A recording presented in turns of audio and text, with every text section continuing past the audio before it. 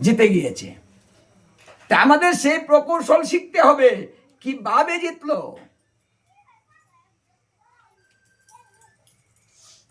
বাঁচতে চান, সুখ চান, অবশ্যই সুখ পাবেন, কিন্তু সেই সুখটা আপনার ধৈর্যের মধ্যে আসবে, কেউ দিবে না।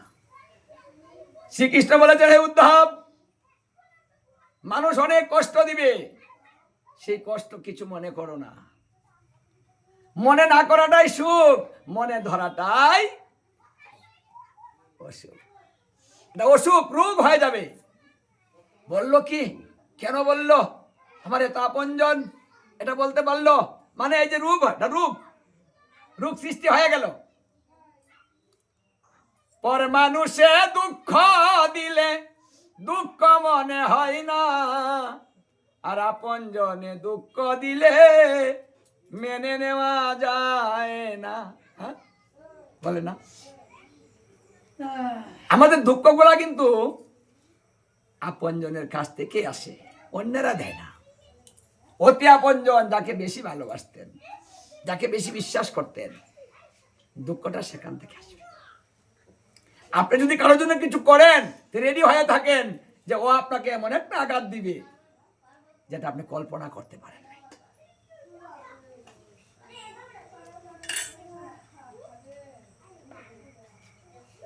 কিন্তু আমরা রেডি নই, যার জন্য যুদ্ধে হেরে যাই, আনরেডি অবস্থায় থাকি। না, রেডি হন, স্থির হয়ে থাকেন, যুদ্ধে জয়লাভ করবেন অবশ্যই। আর সুখটা এখান থেকে আমাদের নিয়ে চলে যেতে হবে। এই জায়গায় জন্ম না হলে, মানুষ না হলে, ভজন না করিলে সে কখনো ভগবত ধাম প্রাপ্ত হতে পারবে না। এখান থেকে ভগবত ধাম প্রাপ্ত হবে, সে স্বর্গে লোকে গিয়েও হবে না। যদি কেউ মনে করেন যে আমি মরে যদি স্বর্গ লোকে চলে যাই তাহলে মনে হয় সুখ হয়ে যাবে, হবে না। ওখানে গেলেও হবে না, এখান থেকে হবে।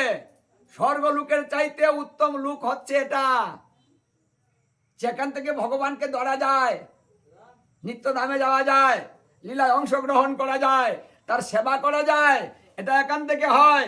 দেবলোকের দেবতারা কখনো গোবিন্দকে এইভাবে পাবে না, তাদেরকে অধিকার দেওয়া হয়নি।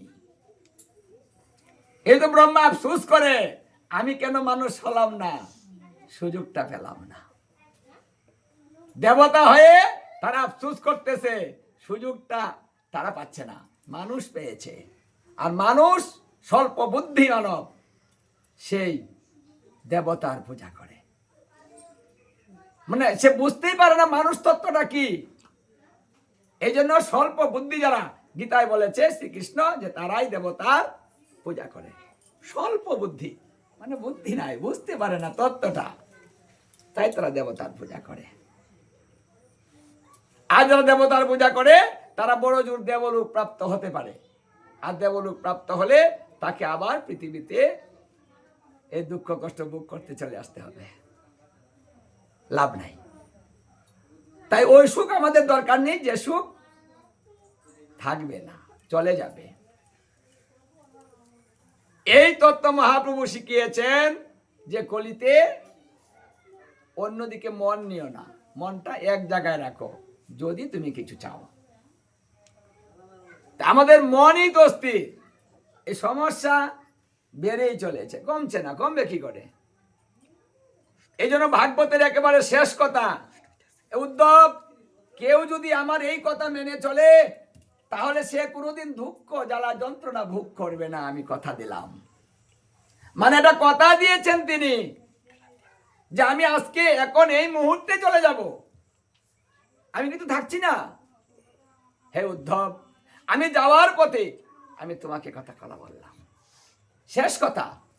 যেমন আমরা যদি কোথাও চলে যেতে চাই, কিছু বলে যাই না, হ্যাঁ এই তুমি এই করো, এইভাবে চলো, কি একজন দূরে চলে যাচ্ছে, কিছু বলে যায় না, বুঝিয়ে যায় না কিভাবে চলবা, কি করবা, হ্যাঁ বুঝিয়ে যায়।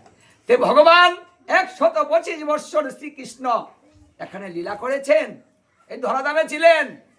125 বৎসর তিনি অবস্থান করে তিনি এখন চলে যাবেন, আর থাকছেন না।